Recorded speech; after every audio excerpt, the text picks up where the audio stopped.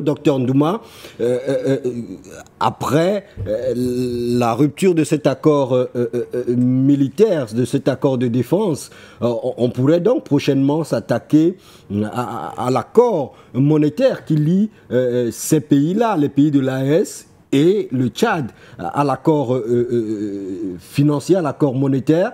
Il y a quand même 11 accords cadres. Les prochains chantiers de Mahamat Idriss Déby Itno pourraient se focaliser sur quoi? C'est aussi peut-être les chantiers des autres pays de l'AES. Oui, ces chantiers-là devraient se rejoindre, comme mon copanéliste vient de le dire. Je pense que en ce moment précis, le président Mahamat Idriss Déby s'est débarrassé des oripeaux occidentaux qui donnent l'impression qu'il est protégé ou son pouvoir est protégé par la France. On parle bien de la France politique. Parce que si la France a toujours été là et qu'il n'y a jamais eu la sécurité en tant que telle, qu'il y a eu une succession de crises, de coups d'État, d'assassinats, c'est parce que cette présence donnait toujours l'impression à celui qui est au pouvoir de le protéger et que s'il ne faisait pas la volonté de la France, on l'enlèverait du pouvoir pour mettre quelqu'un d'autre. Pendant ce temps, on pille le pays, en fait. Parce qu'en même temps, on pille le pays. Celui qui dirige n'a pas la visibilité de tout le pays. Il ne maîtrise pas tous les contours. Même les limites, il ne les maîtrise puisque son pas, intégrité territoriale n'est pas assurée. Ni garantie d'ailleurs. Ouais. Donc, dans cette posture, il est difficile d'envisager de s'attaquer au franc des colonies françaises d'Afrique parce que la souveraineté monétaire, M. Mbarga, on ne va pas le dire assez, est la mère des souverainetés.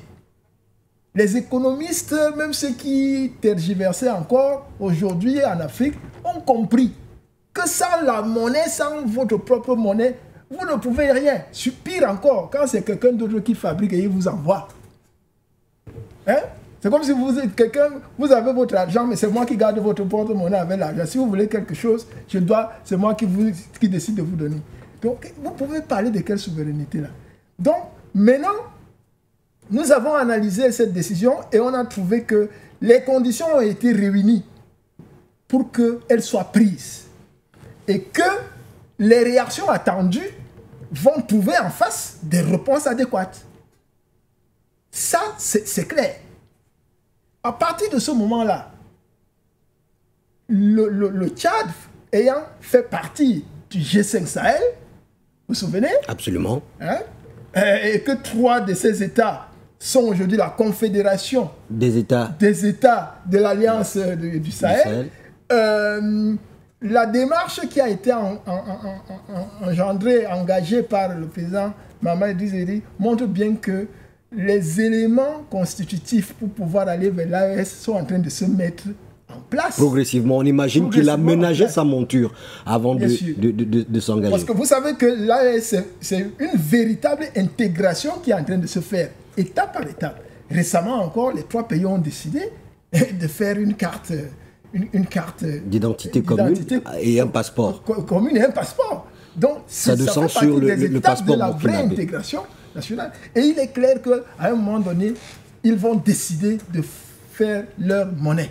De battre leur monnaie, ça c'est clair. Donc, rentrer dans l'AES, c'est véritablement profiter de tout ce qui est en train d'être mis en place déjà. C'est-à-dire que quand le Tchad va arriver, et nous souhaitons vivement que le Tchad aille vers là, ça n'empêche pas que le Tchad reste dans la CEMAP, que le Tchad soit dans le CEAC, même si tout ça, ça n'a jamais rien donné.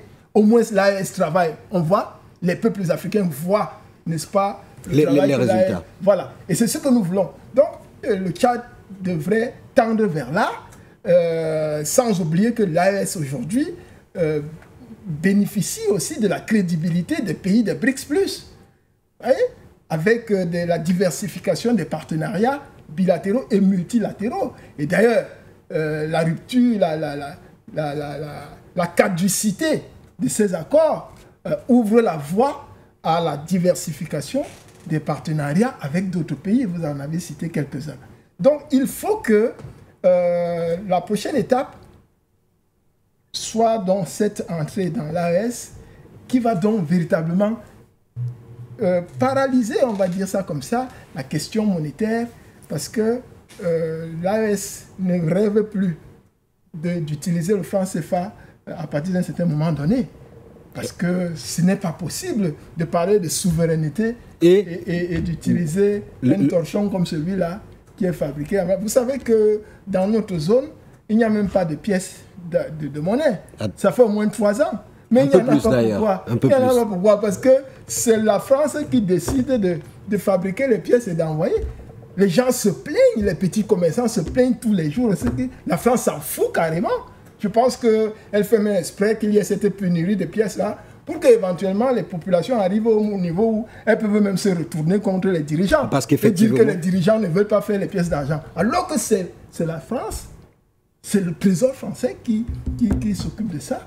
Voyez. Donc c'est ça, il faut couper le cordon totalement. Il faut cette rupture totale. Totale et définitive.